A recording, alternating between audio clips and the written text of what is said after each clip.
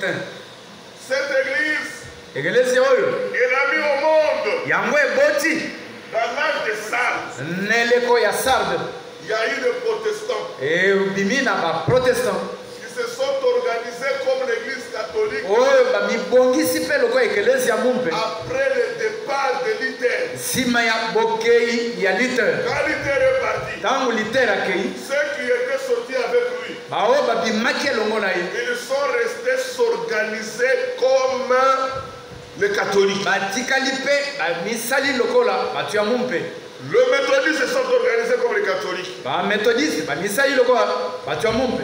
Les adventistes, Ba adventiste pe. les luthériens, Batu ya Luther. tous se sont organisés comme l'église catholique. Bango nyonso ba mibongisi lokola batu. Ils ont des archevêques, Bazana ba archevêque. ils ont des cardinals, Bazana ba cardinal. ils ont des mamans présidentes et papas présidents. Maman présidente, ba papa président. Dans l'église, on ne peut pas avoir un papa président. Okoki kozala te na papa moko nkumu ya ba papa de Même une maman présidente. ata mama moko Je président. vous dis, cette organisation vient de l'église catholique romaine. Bongiswane uti na eklezia ya ba mumpe ya lomo. Et dans la Bible, Na kati ya Biblia, l'église de Jésus-Christ, eklezia ya Yesu il n'y avait pas de papa et de maman président. ezalaki na ba tata pe ba mama ba présidente. Amen. Amen. Paul avait dit à Timothée, Yele Paul alobaki na Timote. il a dit à Timothée, Alobaki na Timote. enseigne le vieux, Yo lakisa ba mpaka. enseigne les jeunes, Alakisa ba bilenge. enseigne les femmes âgées, Alakisa basi oyo basi bakoli. enseigne les enfants. Pe bana mike. C'est lui-même qui enseignait tout le monde. Ye moko nde azali kolakisa bato nyonso. Mais il n'a pas établi dans l'église de président, de papa président ou de maman président. Na eklezia atie te bapapa président bamama présidente. Partout vous voyez ça. Bisika nyonso bokomona biloko wana C'est l'église catholique en miniature. ezali eklezia ya mumpe mpenza na C'est lolenge. la fille de l'église catholique. Ezali mwana mwasi ya eklezia katolike. C'est pourquoi l'écriture nous dit sauve-toi Sion. Yango wana likomi ezoloba bibikisa Sion. Qui est Sion? Nani yango Sion? C'est sauve-toi l'élu. L'élu. Ezali mibikisa yo moponami.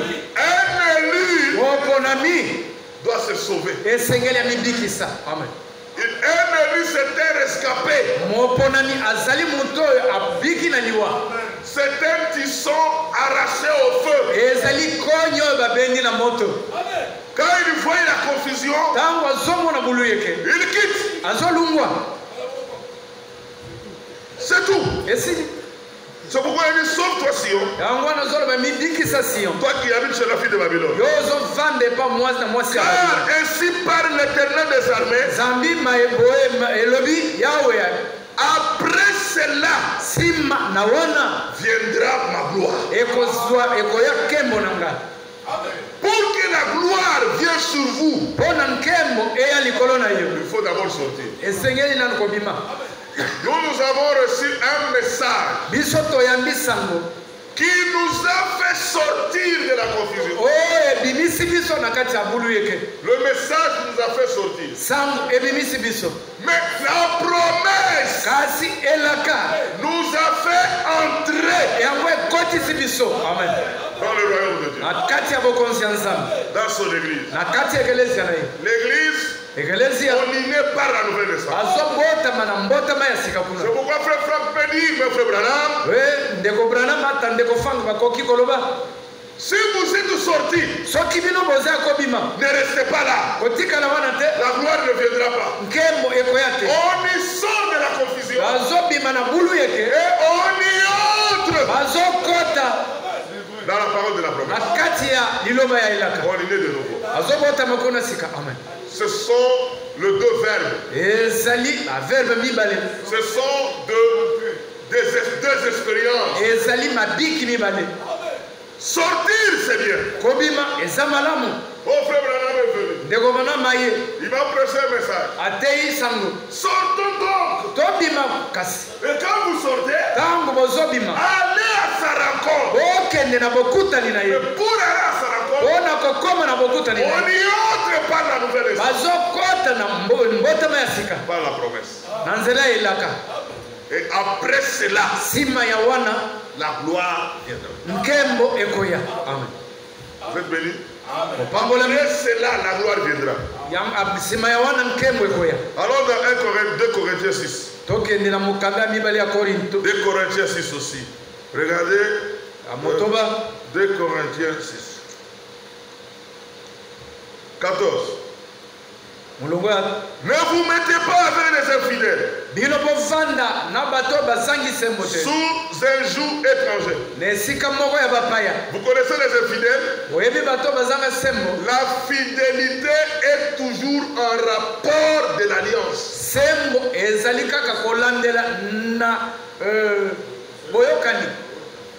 S'il n'y a pas d'alliance, il n'y a pas de fidélité.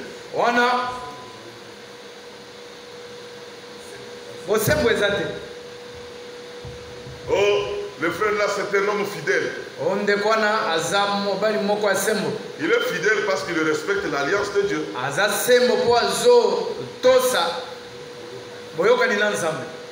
Comprenez-moi?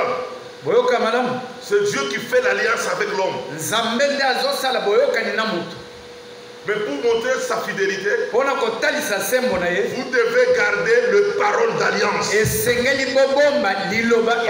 Chaque alliance a des paroles d'alliance. Il n'y a pas d'alliance sans parole. Quand vous gardez les paroles d'alliance, c'est ce qui montre qu'il est fidèle. Mais les catholiques et les protestants, vous ont enseigné des mensonges. L'homme doit être fidèle à sa femme. Non, cette écriture n'existe pas. Quand on a traduit l'ancien ou les diacres doivent être des maris fidèles, ce n'est pas correct. C'est une erreur de traduction. C'est la femme qui doit être fidèle à son mari, parce que c'est le mari qui l'a engagé dans son alliance. C'est pourquoi, bien aimé, nous ne donnons pas de bagues aux hommes. C'est moi qui ai engagé Odette dans mon alliance. Elle doit avoir la marque de l'alliance. C'est la bague que je dois mettre à son doigt. Mais pas moi. Elle ne m'a pas engagé moi dans son alliance. C'est pourquoi suivez. Dieu avait dit à Abraham dans l'Ancien Testament. Cela s'est répété aussi dans l'écriture de Malachie. On dit, tu as été infidèle à la femme de ta jeunesse. Non, c'est une erreur. C'est une erreur. Abraham ne pouvait pas être fidèle à Abraham a chassé cette femme. Ce n'est pas c'est parce qu'il a manqué la fidélité. Non. La fidélité, c'est toujours un rapport de l'alliance. Comme Dieu a engagé l'église dans son alliance, Christ, il a engagé l'église dans son alliance. C'est la même manière que l'homme aussi engage la femme dans son alliance. Et cette femme-là, on l'appellera la femme du vœu. Parce qu'il y a eu du vœu entre moi et elle. C'est pourquoi on dit que cette alliance est rompue quand l'homme meurt. Il n'y a pas de vœu. Parce que la femme n'est pas liée à des mots d'alliance. Parce que l'homme est déjà décédé. Si elle a moins de 60 ans, elle est libre de se faire remarier. Parce que Dieu demande toujours à la femme d'être dominée.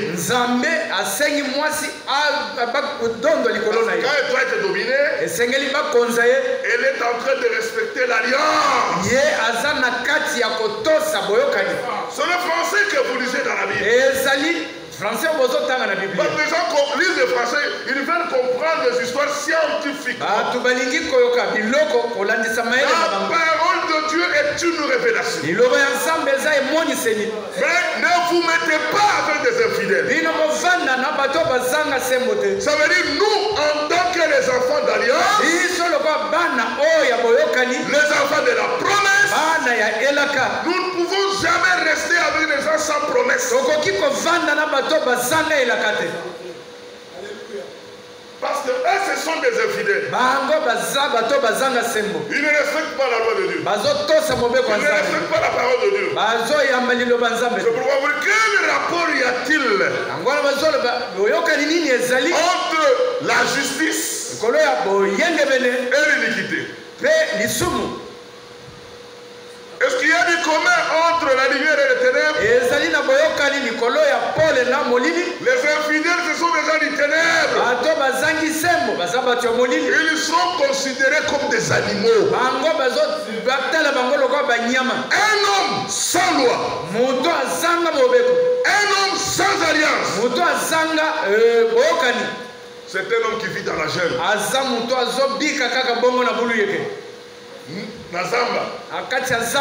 Nous ne sommes pas de la jungle. Nous sommes un peuple discipliné. Paul a dit dans Colosse, même dans l'Éphésiens, il lui dit en Christ, nous avons maintenant des lois. Nous avons d'alliance. Et nous avons des promesses. Si tu n'as pas de promesses, il n'y a pas d'alliance. Comme il n'y a pas d'alliance, il n'y a pas de loi. Parce que les lois, c'est les paroles d'alliance. Qui est béni ici? C'est ça la profondeur de la parole. N'appelez pas tout le monde vos frères. Shalom frère. C'est un homme sans alliance. Je ne le connais pas. Dans l'âge de Sardes, parce que le mot Sardes, ça veut dire rescapé. Un élu, c'était rescapé.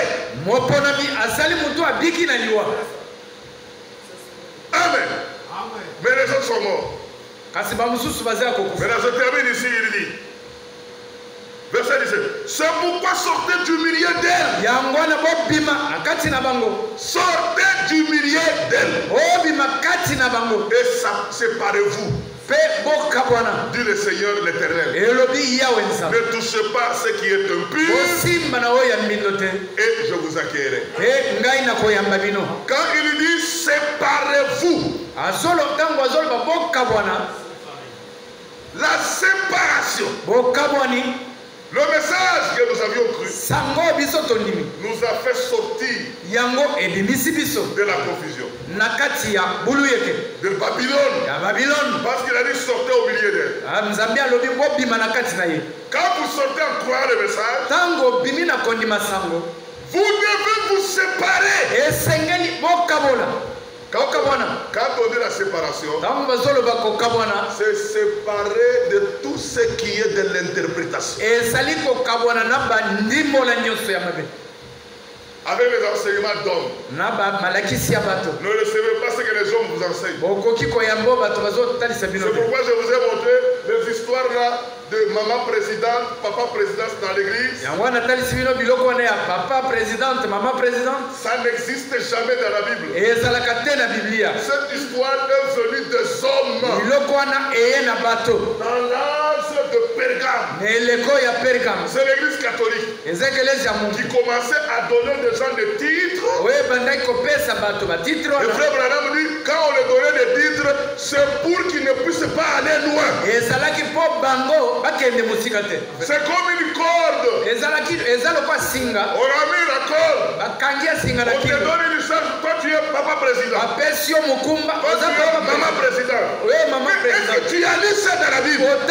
Montre-moi où l'apôtre Paul a établi un président. Papa président. Dans l'église, Akati eklezia. il y a le diable. Ezana badiakono. Il y a les administrateurs. Ezaba yangeli. Et il y a le prédicateur. Ezana batei.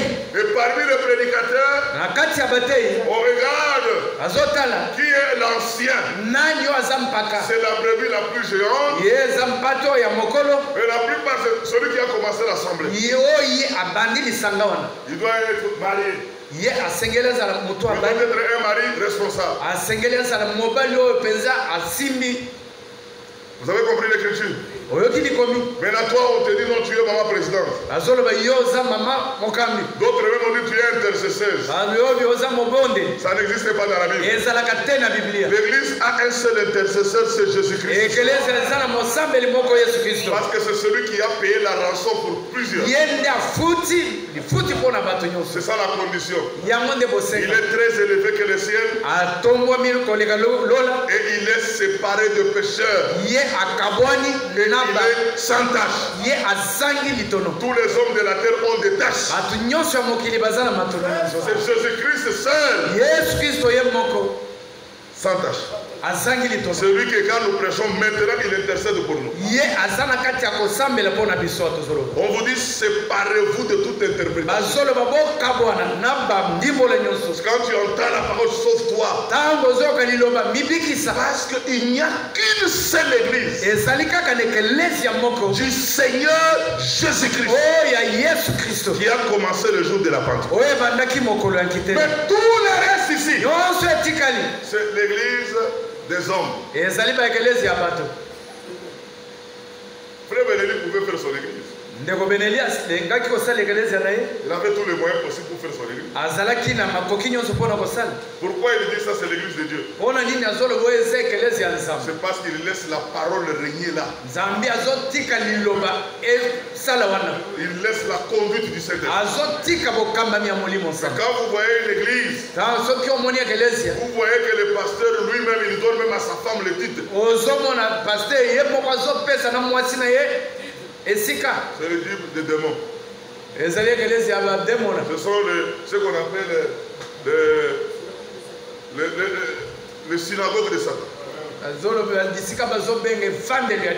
Je vous dis la vérité. Parce que le diable n'a pas d'accord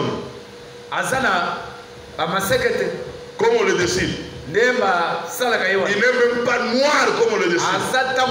Même avec la queue. C'est un esprit. C'est l'esprit antichrist. C'est l'esprit qui est contre la promesse de Dieu.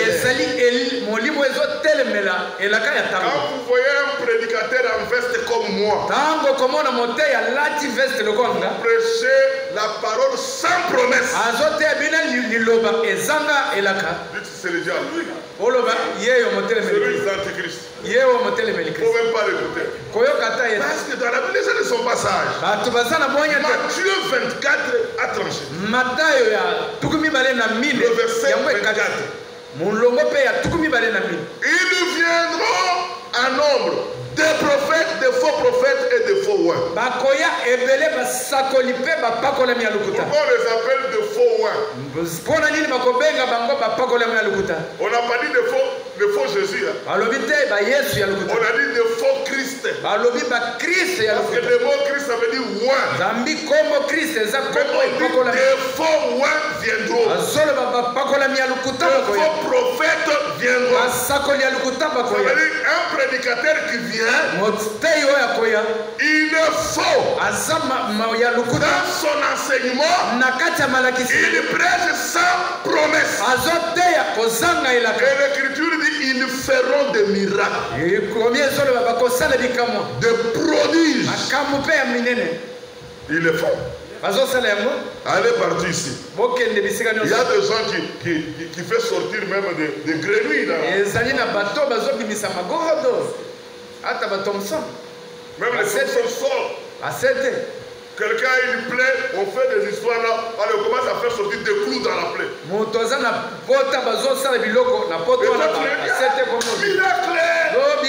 La Bible a dit ça. Ils sont faux. C'est par leur enseignement. Aujourd'hui, le fruit C'est l'enseignement. C'est là où on va le reconnaître. Chaque arbre naturel produit des fruits dans sa saison. Mais ce n'est pas vrai. Il y a la saison de mangue. Il y a la saison des oranges. Il y a la saison des bananes. Le fruit vient toujours dans sa saison. Maintenant, il faut connaître nous sommes dans quelle saison spirituelle. Et quel est le message et la promesse de cette saison. Si un prédicateur n'a pas ça, c'est un faux. Il ne faut pas me négliger parce que des fois, oh, le chrétien dit ça, mais lui il boit et tout ça. Oh. Dieu ne regarde pas ça. Dieu, il a sauvé des prostituées. Il a sauvé même de brigands à la croix. C'est reconnaître la promesse de ton jour. Amen. Si vous reconnaissez, et vous croyez, vous êtes dans le plan du Seigneur. Ne touchez pas ce qui est impur. Alléluia. Ne touchez pas ce qui est impur. La messe de mort. C'est impur.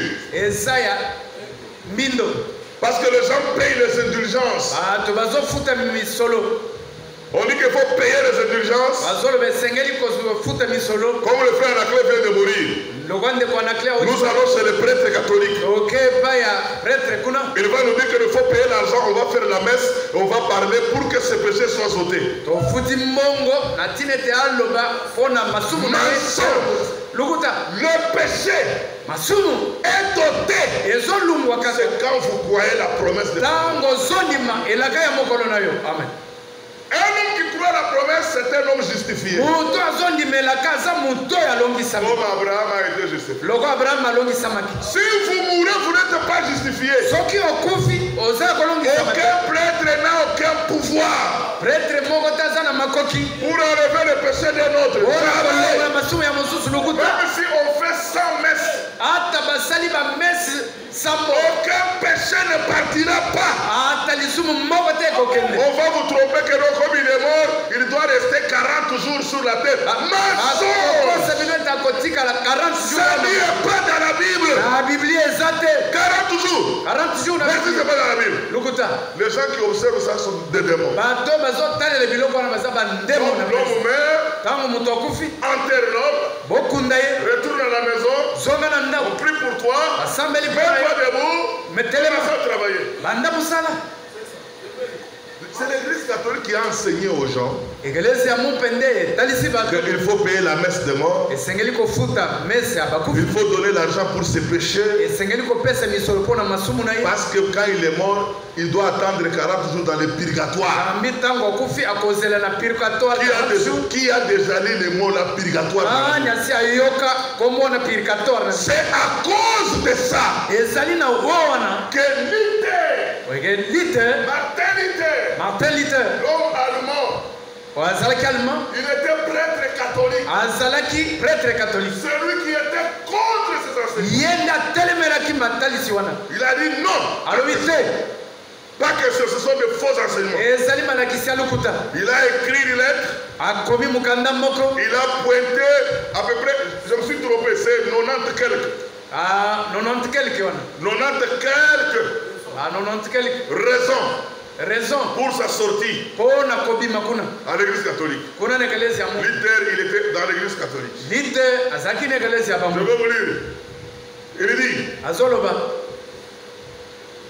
d'avoir échangé la conduite du Saint-Esprit contre la hiérarchie humaine.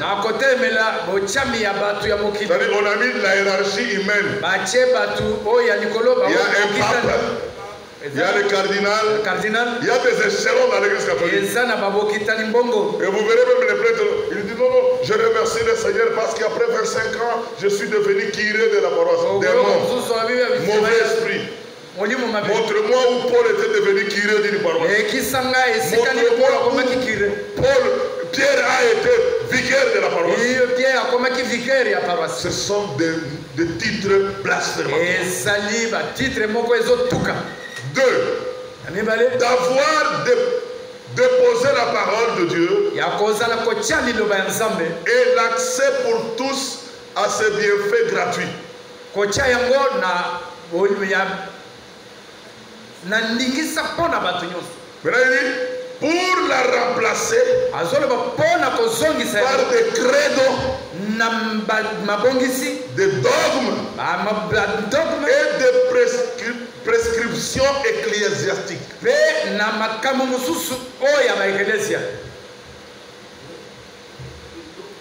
Ah, les dogmes. En Chine, on appelle Twitabaï. Tondima. Oyo so mon père azoloba. Tondima. Oh père akoloba. Mon père de Oyo la Bible zoloba. Oyo Bible zoloba. Amen.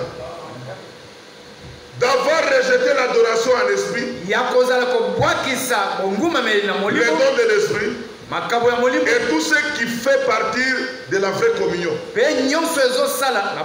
vraie communion des saints. Pour les remplacer avec la liturgie. L'adoration des idoles et des fêtes païennes. Vous connaissez les fêtes païennes? Oui, Ascension de Marie. Non. Dieu n'a pas dit de fêter l'ascension de Marie. Dieu n'a pas dit de fêter Noël. Ce sont des fêtes païennes. Amen. Parce que Jésus n'était même pas mort en décembre. Parce qu'en décembre, dans le monde, il y a l'hiver. Jésus-Christ est né au mois d'avril. C'est pendant le printemps. Selon le principe de la botanie,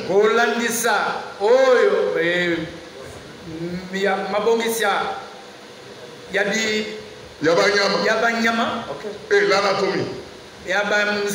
L'anatomie. C'est ça. Les agneaux naissent au mois d'avril. Est-ce que vous avez déjà observé ça? Les agneaux naissent au mois d'avril.